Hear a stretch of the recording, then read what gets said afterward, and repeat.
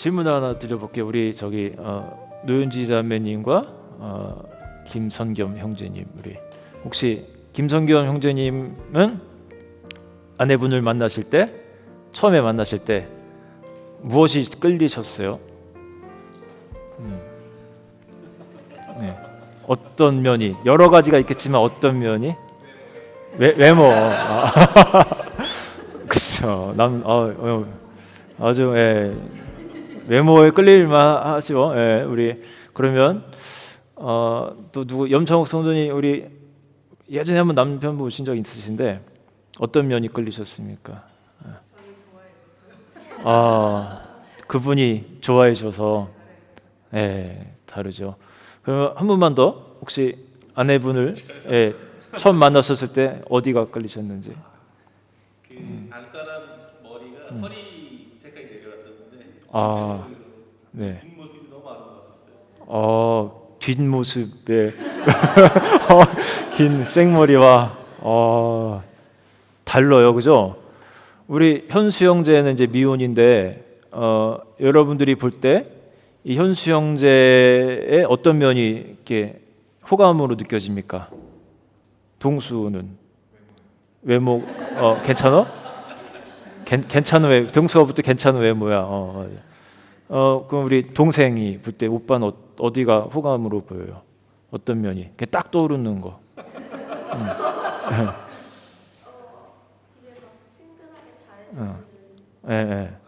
그렇죠. 그런 성격. I agree 합니다.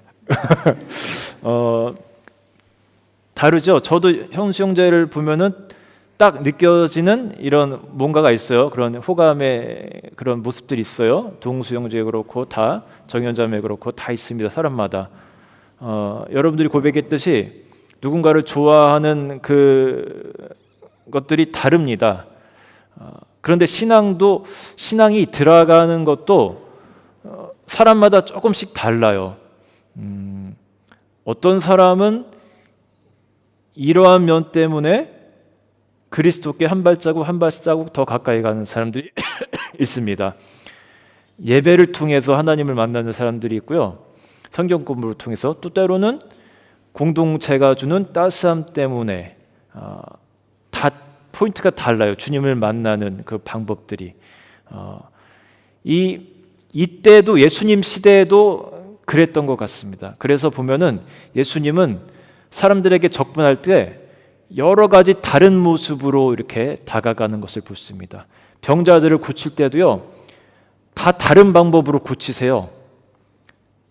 그리고 오늘 이제 우리가 이 이적을 보지 않습니까? 오병이어의 얘기죠. 이게 이제 그 보리떡 5개와 물고기 2마리로 그 수많은 사람들을 먹이는 장면인데, 하나님은 이적을 통해서도 우리에게 이제 신앙을 가르쳐 줄 때가 있습니다.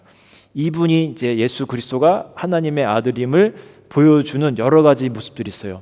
예수님이 다가갈 때 어떤 사람에게는 병을 고쳐줌으로 다가가고, 어떤 사람에게는 또 말씀으로 가르쳐 주기도 합니다.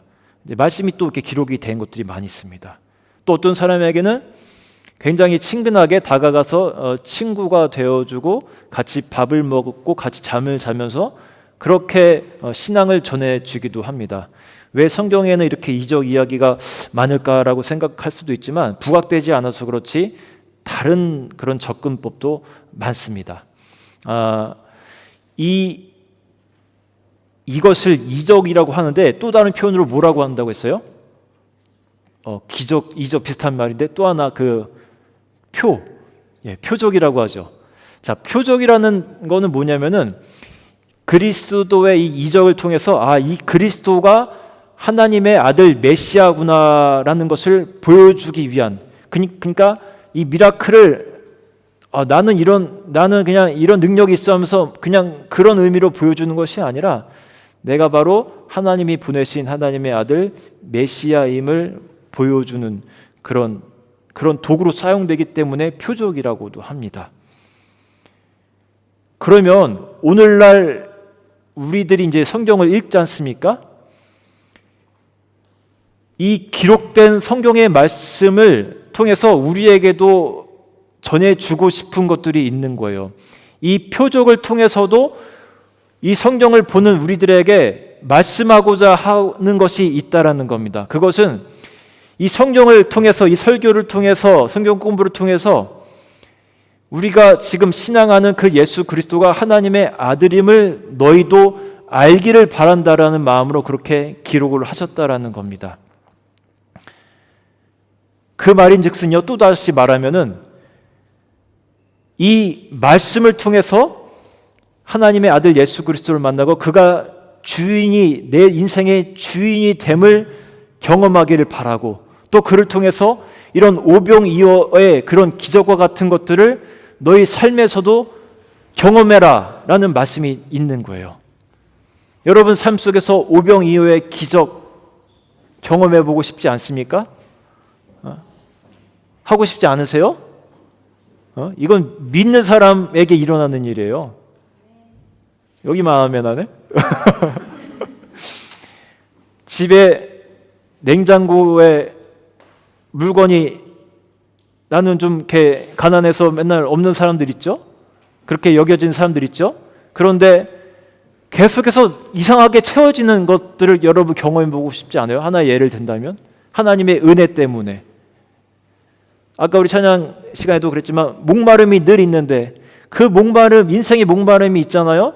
부족한 결핍된 것들이 많다고 느껴지니까. 그런데 그런 목마름이 막 알 수 없이 내 스펙은 아닌데 뭔가 모르는 뭔가 때문에 나의 결핍이 채워지는 그런 은혜를 여러분 경험해 보고 싶지 않습니까? 그게 오병이어의 기적이 이때만 일어난 것이 아니라 오늘날에도 일어날 수 있다는 거예요. 제가 그러면 어떻게 하면 그런 기적들이 일어날 수 있는지 시를 통해서 한번 힌트를 드려보고 싶습니다. 그 유명한 시가 있습니다. 꽃이라는 시가 있죠. 꽃. 그 첫 소절이 어떻게 되죠? 네. 다 띄워주셨습니까? 예. 자, 뭐 나온 김에 보겠습니다. 우리 동수 형제가 한번 좀 음악을 깔아주시고, 큰 소리로 한번 읽어주세요.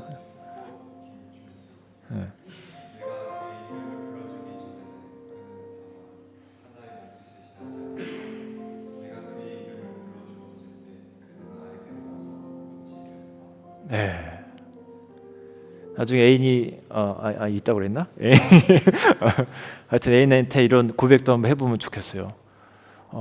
누군가를 향해서 이제 이 시를 쓴 것 같아요. 그의 이름을 불러주기 전에는 그는 다만 하나의 그냥 몸짓에 지나지 않았다고 합니다. 그런데 그의 이름을 불러주었을 때 그는 나에게로 와서 이제 꽃이 되었다라는 거죠. 그의 이름을 부른다라는 것은 그냥 저는 제가 해석을 막 해본다면 너와 내가 이제 관계를 내가 갖고 싶다라는 그런 표현이고 너를 내가 존귀하게 여긴다 이런 표현이 있는 것 같아요. 내가 누군가를 당신을 존귀하게 여긴다, 당신과 관계를 갖고 싶다 그런 표현으로 내가 너의 이름을 불러줬을 때 그전에는 그냥 하나의 그냥 몸짓이었지만 이제는 그가 나에게로 와서 이제 꽃이 되었다라는 이제 뭔가를 이제 은유하는 거겠죠. 내 인생에 아주 귀한 것이 되었다라는. 그런데 우리가 성경을 바라볼 때 이런 마음으로 바라보면 좋을 것 같아요. 그냥 성경책 이렇게 바라보는 것이 아니라 하나님이 나에게 써주신 사랑의 편지라고 내가 받아보고 정말 살아계신 그 하나님의 그 말씀, 하나님은 꼭 말씀이라고도 표현하잖아요. 말씀, 기록된 말씀, 이 말씀이 정말 하나님 그분이다, 인격이다라는 마음으로 내가 말씀을 이렇게 내 안으로 불러드릴 때 그분이 나에게 와서 꽃이 된다라는 거예요. 내 인생에 꽃이 되고 열매가 된다라는 겁니다. 말씀을 소중히 여길 때 여러분 그 성경책 이거 여기다가 라면 끓여 먹을 때 이렇게 이거 받침대로 쓰는 분 혹시 안 계시죠? 네. 제가 그런 거는 보지 못했어요. 많은 집에 다니면서 했는데 여기다가 어릴 때부터 뭐 이렇게 냄비 올려놓는 사람은 없더라고요. 아무리 신앙이 좀 이렇게 거시기에 한 사람도 그럼 커피 한 잔 정도는 올릴 수 있을까요? 네. 뭐 여러분 알아서 그건 그런데 저도 근데 잘 못 봤습니다. 제가 중학교 때 우리 이제 동네 교회가 있었는데 낮에 가서 가끔 낮잠을 잘 때가 있었습니다. 제가 성경치 이게 딱 백이하기 딱 좋은 이게 높이에요 이게. 가끔은 제가 이거를 베고 이렇게 자면서 어떤 생각을 했냐면은 똑똑해져라 이런 생각도 하면서 하나님 말씀이 나한테 들어와서 똑똑해져라 막 이런 생각도 막 해본 적도 있고 그런데 이렇게 보면은 아무리 신앙이 좀 이렇게 잘 없어 보이는 사람일지라도 성경책을 막 함부로 하는 사람은 잘 못 봤습니다. 그만큼 하나님에 대한 어떤 존중함이 이것에서 나타나는 것 같아요. 우리가 그렇게 하나님 말씀을 내가 정말로 의미 있게 인격체로 받아들이고 살아갈 때 하나님이 말씀하시고자 했던 그것들, 내가 메시아고 내가 너 인생의 진짜 주인이다, 너의 목마름을 채워주는 사람이다, 오병이어의 기적과 같은 것, 물이 포도주로 바뀌는 기쁨을 네 인생에서 정말 맛보게 해줄 수 있는 존재가 바로 나다라는 것을 경험하게 해준다는 겁니다. 내가 그분의 이름을 그렇게 불러드릴 때. 여러분, 신앙에는요 그냥 건조한 신앙생활하는 사람이 있고요, 되게 기쁨의 신앙생활을 하는 사람들이 있습니다. 그런데 이 기쁨의 신앙생활하는 사람들의 삶을 보면요, 스토리가 있어요. 예수님과의 동행의 스토리가 그 사람의 삶을 보면요 느껴집니다. 그리고 고백들을 가끔씩 해요. 정말 신앙이 이렇게 기쁘고 이렇게 충만하게 살아가는 사람들은 자기도 모르는데 그 예수님의 동행의 그 이야기가 입에서 나와요. 몸으로 나오든지 입에서 나오든지 이게 표현이 됩니다. 그런데 몸이 건조하게 살아가는 사람들이 있어요. 저는 설교도 그와 같아야 된다고 생각합니다. 그냥 말씀을 그냥 해석해 주는 것만으로 끝나는 것이 아니라, 그게 이제 설교의 중요한 부분이지만 설교자의 삶이 녹아져서 전해지는 것도 매우 중요한 설교의 부분이라고 생각해요. 그래서 아주 유명한 그런 아주 유능한 설교자들의 그 설교를 잘 들어보시면은 스토리가 있어요. 그냥 말씀만 전해주는 것이 아니라 그 안에 하나님과 동행의 이야기가 이렇게 담겨 있습니다. 나는 어떤 설교관가 이렇게 한번 생각해 봤어요. 난 좋은 설교관가 아니면은 그냥 하는 설교관가. 오늘 하나 해야겠네요, 그죠? 스토리. 아주 짧은 거지만 그냥 바로 어저께 일어났던 일인데, 여러 가지 인생의 스토리가 많이 있지만 그냥 어저께 바로 일어났던 그냥 짧은 에피소드 하나를 전해드립니다. 티네이저가 둘이 있고 더 어린 아이가 하나 있죠. 근데 이제 가장 큰 티네이저와는 항상 자주 이제 그런 갈등이 있어요.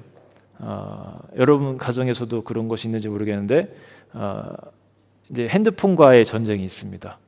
어떻게 통제를 할 것인가? 여러 가지 장치를 써서 여러 가지 방법을 해서, 하지만 유혹은 계속됩니다. 이 손에 들고 있는 이상 그게 쉽지가 않죠. 그래서 어저께 밤에도 이제 또 그 통제하는 과정 속에서 이제 분이 올라오기 시작합니다. 이게 힘들어요. 이게 뭐 아내도 그렇고 저도, 이제 아내는 저 밑에서 1층에 있고 저는 이제 3층에서 막 통제를 하는데, 그냥 잘못을 시인하고 하면 좋겠는데 그렇지 않습니다. 이제 어제 같은 경우는 핸드폰 내놓으라고 하니까 이제는 안 준답니다. 이제는. 와, 옛날에는 그래도 줬거든요. 이제는 싫답니다. 이제 안 준답니다. 통제를 벗어나기 시작합니다. 그러면서 이제 에피소드가 많은데 은혜가 안 되니까 와, 그때 저의 화난 소리를 듣고 아내가 와서 저에게 그럽니다. 여보, 힘들겠지만 기도합시다. 기도하기 힘들겠지만 지금은 믿음을 써야 될 때입니다. 라고 얘기를 합니다. 제가 얼마 전에 아마 그런 설교를 했던지 아니면 수요 모임 때 했던지 그랬습니다. 믿음을 써야 됩니다. 그랬죠. 기억나시죠? 그 순간 딱 그랬어요. 그 말을 듣는 순간 제가 제어가 딱 됐습니다. 믿음을 써야지. 그래, 내가 목회자고 뭐 그냥 성도고 떠나서 내가 믿음을 써야지. 지금 이 순간이 하나님이 나에게 말씀하시는 순간이고 내가 주의 말씀에 순종하고 믿음을 써야 되는 순간이구나 하고 그렇게 마음을 먹고 잠시 조용히 마음속으로 기도하면서 하나님을 만나니까 변화가 일어납니다. 내 안에. 안 일어날 것 같지만 여러분 변화가 일어나요. 그 순간 하나님이 역사하시기 때문에 아무리 상황은 안 좋아도 하나님이 개입하신 순간에 역사가 일어나기 시작하는 겁니다. 제가 그냥 바로 어젯밤에 있었던 짧은 에피소드지만 제 삶에도 예수님의 동행하시는 스토리가 하나씩 이렇게 일어나는 거예요. 여러분 삶에도 그런 스토리가 일어나야 됩니다. 오늘 이 오병이어의 이런 기적의 스토리, 이거는 사복음서에 다 나와요. 이런 스토리가 잘 없습니다. 모든 복음서에 다 기록된 얘기가 잘 없습니다. 워낙에 사람들에게 아주 깜짝 놀랄 만한 그런 일이었던 것 같아요. 상황을 말씀드리면요, 5,000명의 성인 어른들 정도가 예수님을 따랐다고 합니다. 5,000명의 성인 어른이라고 하면은 이제 카운트를 안 한 사람들도 있었다는 거예요. 이제 여인들 또 아이들 카운트를 그렇게 잘 안 했습니다. 그러면 대충 추정해서 뭐 약 한 2만 명 정도로 그렇게 생각해 봅니다. 아이들이 되게 많았을 거기 때문에 더 이상 됐을 수도 있는데 이 많은 사람들이 예수님의 어떤 특별히 이제 병 고쳐주는 그런 은혜들을 경험하면서 계속 따라갔어요.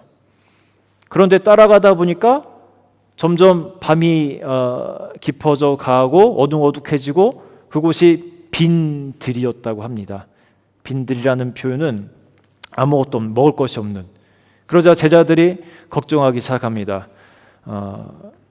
예수님, 밤이 깊어가고 지금 우리가 빈 들에 왔는데 이 사람들이 배고파하는 것 같은데 어떻게 돈을 좀 걷어서 우리가 먹을 거를 좀 사갖고 올까요? 그러면서 제자들이 이제 물어봅니다. 그 중에서 이제 빌립이라는 사람이 여기 등장해요. 다른 데서 잘 안 나타나는데 아마 머리가 조금 남들보다 좋았던 것 같아요. 이게 그 수학 계산이 빨랐던 친구 같습니다. 빌립이 얼른 계산을 하면서 얘기를 합니다. 예수님, 지금 이 숫자를 먹으려면은 돈을 다 거두면은 다 먹으려면 한 200데나리온 정도가 필요한데 뭐 다 걷어질 것 같지도 않습니다. 200데나리온이면은 얼마냐면은 그러니까 1데나리온이 그 당시 하루의 그 하루 노동비였습니다. 그러니까 뭐 한 20만 원으로 잡고 제가 대신 계산을 해드릴게요. 여러분 머리 복잡해지니까 제가 할 거 같은데 헷갈리네요 이게. 그러니까 만 원으로 잠깐만 헷갈리냐 이렇게.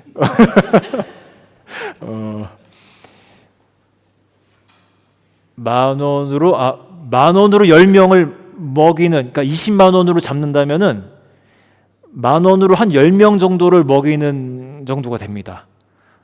그러니까 어디 마을에 가서 뭔가를 사와야 되는데 한 1,000원짜리 바게트 빵 하나 정도씩 사오면 될 거라고 계산을 했던 것 같아요. 사실 되게 그렇게 풍족한 건 아니지만 빌립이 얼른 계산해가지고 내린 게 200데나리온이었습니다. 상황 판단이 빠른 사람이죠. 그런데 예수님의 답변은 뭐냐면 이제 다른 그 사복음서에 있는 내용들 종합해서 보면은 그냥 내버려 두라 그럽니다. 내버려 두라. 니네가 하고 있는 액션을 내버려 두라. 그러면서 예수님이 이제 어떤 액션 취합니다. 근데 요거 장면 한번 볼게요.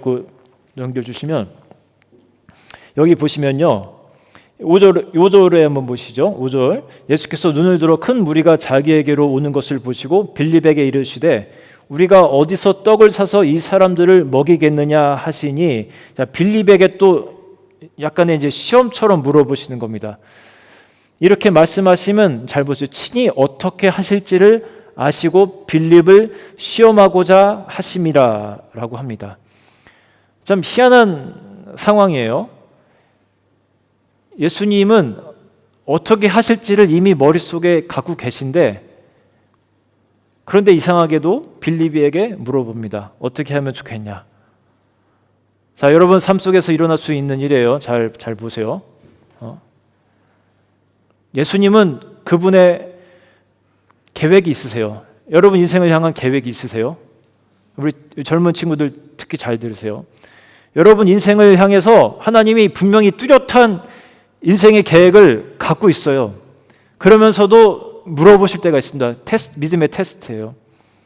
이러이러한 상황인데 어떻게 하겠니?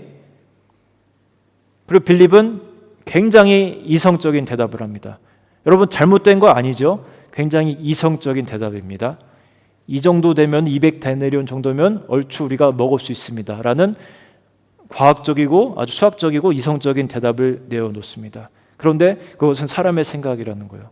예수님의 생각은 이미 다른 계획이 있는 겁니다. 다음 절 한번 보세요.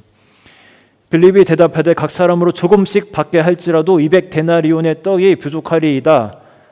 그런데 그때 다른 제자가 등장합니다. 베드로에게 형제가 한 명 있어서요. 베드로의 형 안드레라는 사람이 있습니다. 여기 영국식으로는 안드류. 자, 제자 중 하나고 시몬 베드로의 형제 안드레가 예수께 여짜오되, 이번에는 다른 것을 제시합니다. 여기 한 아이가 있어 보리떡 5개와 물고기 2마리를 가지고 있나이다. 그러나 이것이 많은 사람에게 얼마나 되겠사옵나이까라고 그렇게 가져가요. 여러 가지 이제 생각이 있을 수 있습니다. 여러분 이 구절을 보면서 안드레의 생각은 어땠을까? 아마 이제 정답은 없지만 제가 보는 그 눈으로는 안드레의 그 당시의 마음은 어땠을 거라고 저는 상상을 하냐면, 물이 포도주로 바뀌는 것을 경험했던 이 안드레가 제가 볼 때는 예수님의 그 놀라운 능력을 다시 한번 믿고 의지하고 싶어 했던 것 같습니다. 여기 이 꼬마 아이가 보리떡 5개와 물고기 2마리가 있는데 이걸로는 부족할 텐데 예수님 이걸로 어떻게 할까요? 라고 갖고 오는 거예요. 제가 볼 때는 그래요. 예수님의 능력과 행하실 것을 믿는 믿음이 있기에 이것으로 예수님께서 커다란 변화를 일으켜 주실 것을 믿는 그 믿음으로 하나님께 갖고 왔던 겁니다. 예수님이 아마 그 마음을 캐치한 것 같아요. 그리고 저기 풀밭에 이렇게 다 앉으라고 합니다. 5,000명씩 100명씩 이렇게 앉아서 질서정연하게 앉아서 앉아있으라 하시고 그 작은 떡 5개와 물고기 2마리를 가지고 하늘에 이제 하나님께 감사 기도를 하고 축사한 후에 나눠 주니까 그 수많은 사람들이 다 먹고도 막 12강주리가 넘게 음식이 남았더라는 그런 스토리로 그렇게 이어지지 않습니까? 우리가 하나님께 가져가야 될 것이 무엇인지 우리가 여기서 볼 수 있어요, 여러분. 여러분 뭘 갖고 가겠습니까, 여러분? 우리 정현점에 자 하나님께 나아갈 때 내가 무엇을 갖고 나갈 수 있을지, 자 다른 친구들도 잘 보십시오. 내가 갖고 있는 것은 매우 연약하다고 여겨질 수 있습니다. 내가 갖고 있는 것, 나의 스펙, 나의 가정 환경, 백그라운드 매우 연약하다고 여겨질 수 있습니다. 그런데 그것을 그냥 있는 그대로 가져갈 때 나의 참 성격, 타고난 그런 기질 이런 것들 하나님께 그대로 가져가기 시작할 때 하나님이 그것을 형편없게 여기시는 것이 아니라 그 믿음을 보시고 더 많은 엄청난 수천 배, 수만 배 되는 그 축복으로 여러분과 함께 하신다는 거예요. 내 인생의 약점이라고 생각되는 것들이 있죠, 여러분. 그렇지만 여러분 부끄러워하지 마시고 하나님께 갖고 가십시오. 두려워하지 마시고 갖고 가세요. 스펙이 스토리를 이긴다라는 그런 책도 한때 열풍을 일으킨 적이 있습니다. 저는 좋은 내용이라고 생각합니다. 우리 신앙인의 모습을 보여주는 그런 제목 같기도 합니다. 여러분, 하나님과의 동행의 스토리가 여러분의 스펙을 능가합니다. 두려워하지 마시고 하나님께 여러분의 인생을 있는 그대로 갖고 나가시기 바라요. 성경의 말씀, 오늘 주신 이 성경의 이 말씀을 인격으로 받아들이고 여러분의 삶에 정말 생명으로 여기기 시작할 때 이런 여러분 인생의 오병이어의 그런 기적이 나타나게 될 줄로 믿습니다. 아멘. 우리 함께